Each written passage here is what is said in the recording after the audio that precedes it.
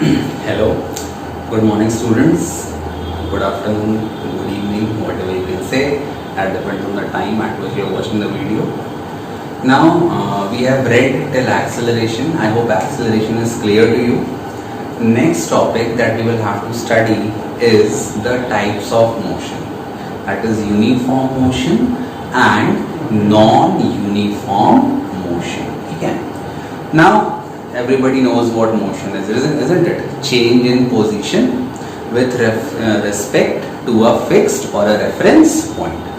Now when I say uniform motion, uniform का जो general meaning है, that is which is same everywhere, है ना, constant, उसकी value change नहीं हुई. तो अपन ऐसे motion की बात कर रहे हैं जिसकी value change नहीं हुई.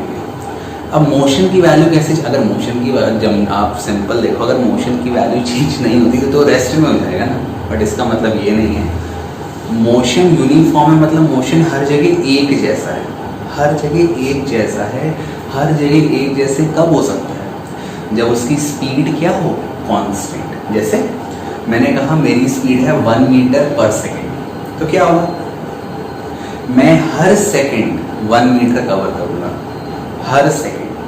तो हर समय जो मैं डिस्टेंस कवर कर रहा हूँ एक सर्टेन टाइम इंटरवल में, distance covered by me in a particular time interval, that is always what, it is same. So this kind of motion is called uniform motion, जहां पर स्पीड या velocity is constant and the object covers equal distance in equal interval of. So what is uniform motion? An object is said to be in uniform motion if it covers equal distance in equal interval of time.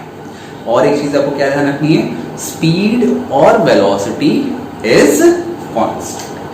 So this is what you have to keep in mind while reading uniform motion. अब देखो यहाँ पे मैं एक simple table बना रहा हूँ distance और टाइम का, ठीक है.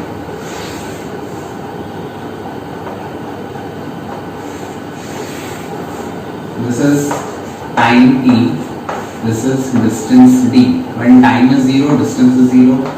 When time is 1, suppose distance is 5. Distance को आप ले लो मीटर में, time को आप ले लो सेकेंड में.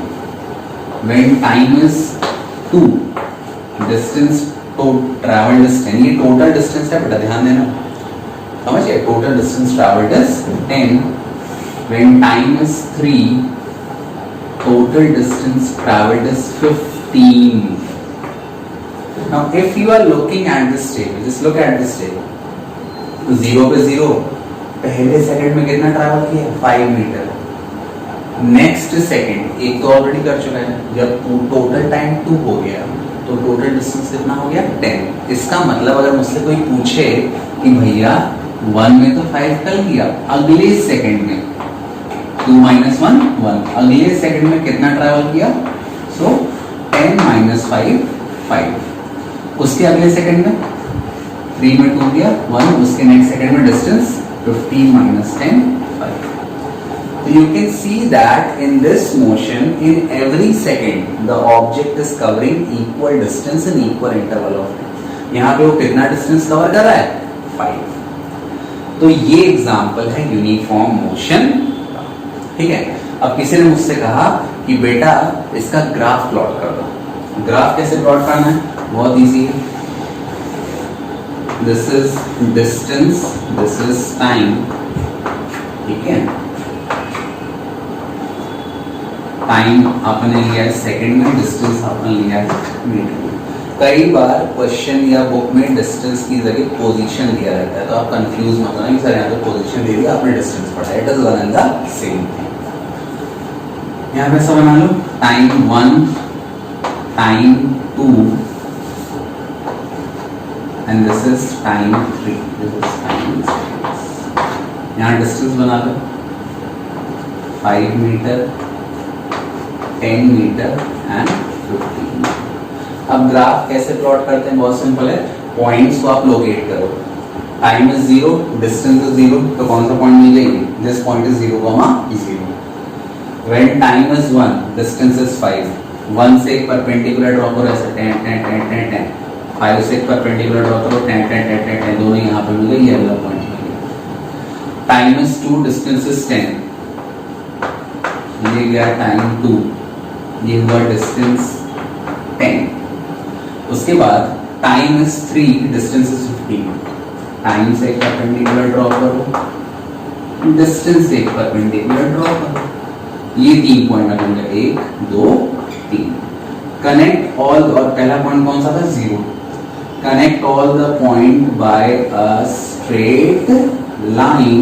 आपको क्या मिला, सॉरी हल्का टेढ़ा हो गया because my hand is not that sturdy, but when you will join all the points in your copy you will get completely straight line।